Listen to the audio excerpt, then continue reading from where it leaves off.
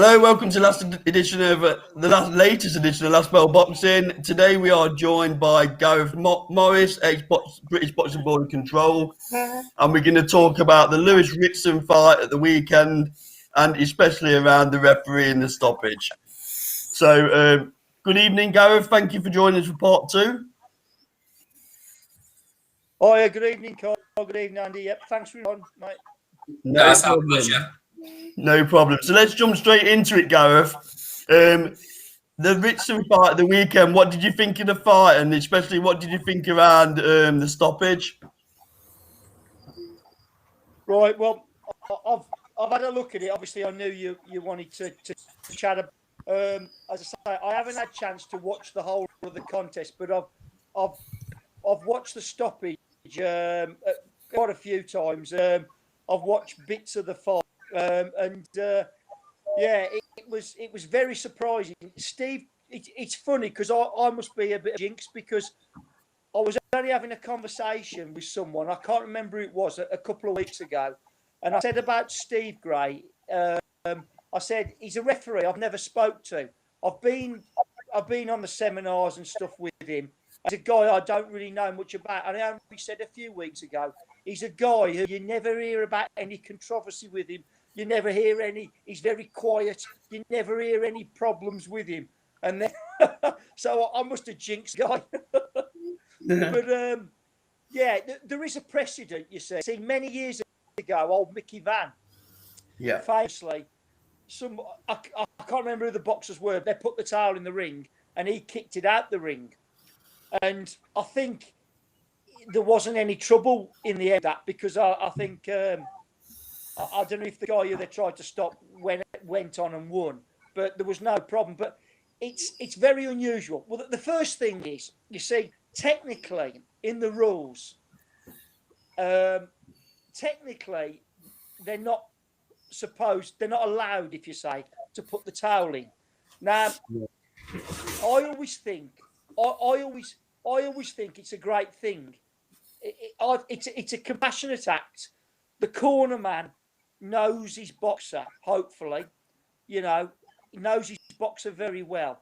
And I always like it. I remember years ago when, I don't know if it was his last fight, but Crawford Ashley, and I can't remember if it was Jim Evans in the corner, but it got to about the 9th, 10th round, Crawford was struggling and he threw the towel in. And I remember Jim Watt commentating, and I always like the towel coming in. But I think from a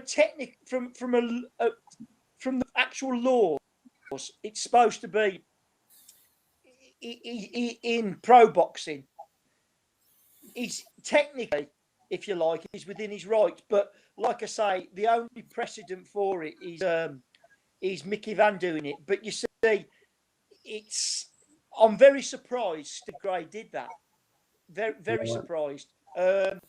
Because it's a very, very, as I say, it's only ever happened to my knowledge once before, and that was with Mickey Van. No other referee has done it before. Now, as I said before to you, refereeing is a very difficult job. But these people are at the top of the tree. They go all over the world, and they're untouchable with the board. And this is my argument without caning Steve Gray. If a referee who wasn't an A-star had done that, what would the board have done to him? This is the question that you are asking yourself. So I'm not going after Steve Gray. What you want to do is look at it from this perspective. If that was a B referee or a board do, and guarantee that the board would destroy that referee, you can guarantee Steve Gray's not going to be destroyed over this. I can tell you now. Gareth, did you have any? Basically, Sorry, Gareth. Did you by any chance see the footage of Steve Gray explaining himself to Dave Ritson in the changing room afterwards? Funny enough, I did try to have a look at this, and I couldn't get the audio. On it to work, but I know he's gone back afterwards.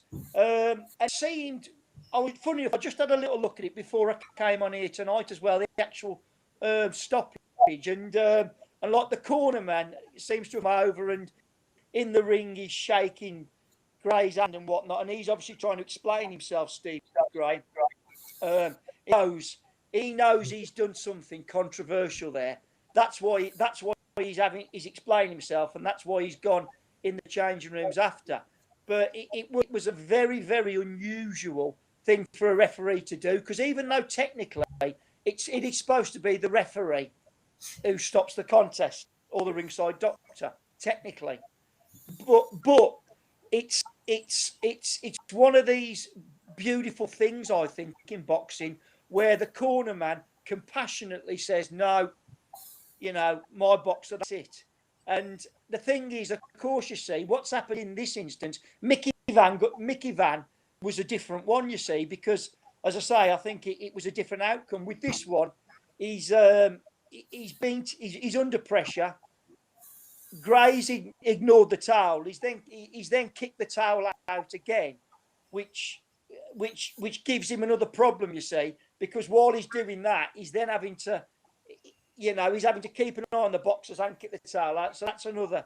He's giving himself another problem there, and then you see he's under attack. The Ritson's gone down then, and he's got up, and then you see he's allowed him again, and then he's gone down again, and then stopped him. You see, so Ritson's taking a bit of stick there, but it'd be interesting. You see, normally you'd expect the corner to play up over this, but they seem quite friendly with Gray.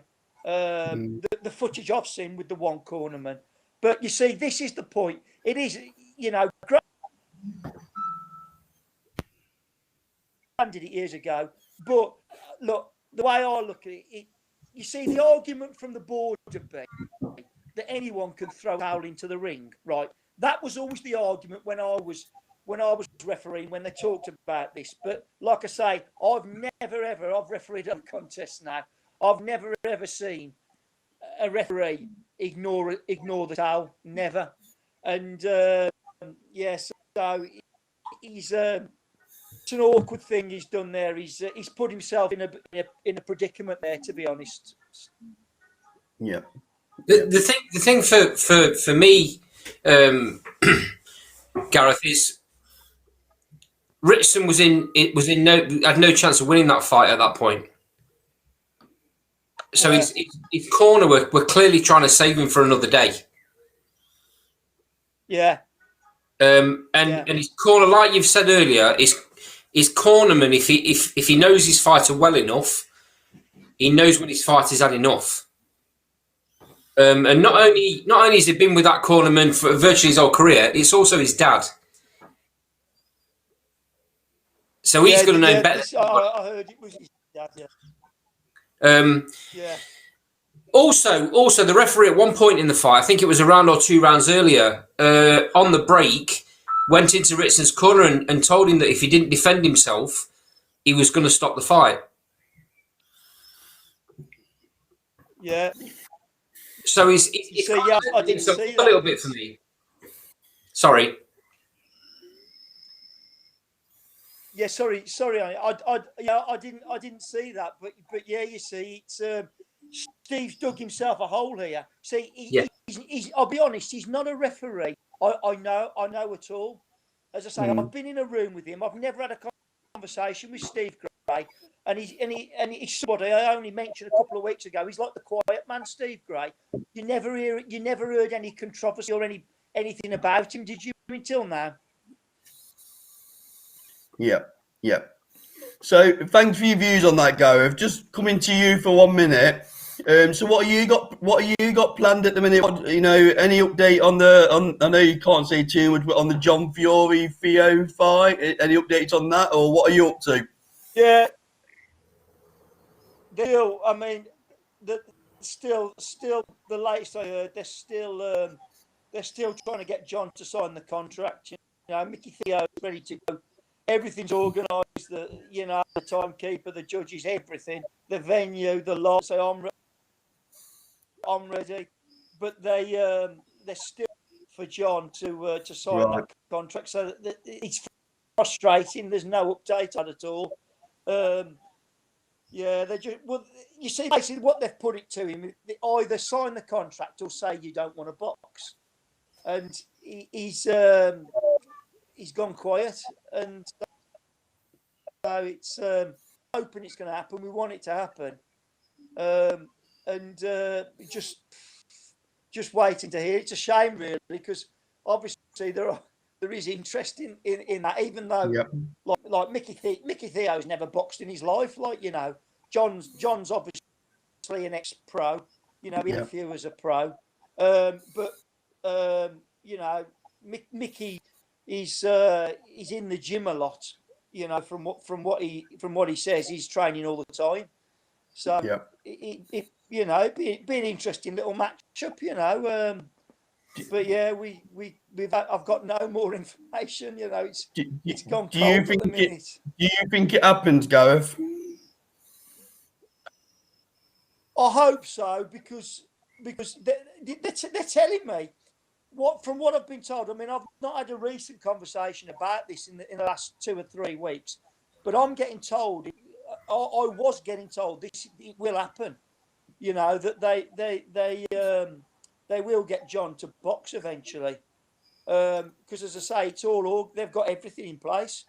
They're just waiting for that signature and agree on a date, and then they're good to go, sort of thing. Yeah. And what about you? What other projects you got underway at the minute, Gareth? Well, yeah, so I was going to have some ultra, you know, my cancer research do, and they're of course they were all penciled in for July, all ready to go. I love doing those. They're great shows. They've raised millions. They're not. A lot of them. They're not boxers. It's an event for them, you know. But I really enjoy doing those. But they've all been cancelled because the government's. Yeah. God knows why, but the government's extended this thing. So. Yeah. You know. But there are a few coming up. Now people which sort of it. So hopefully we've got to get it back, because this is crazy. But you know, while I'm on, I did want to mention, I don't know if you, but I forgot.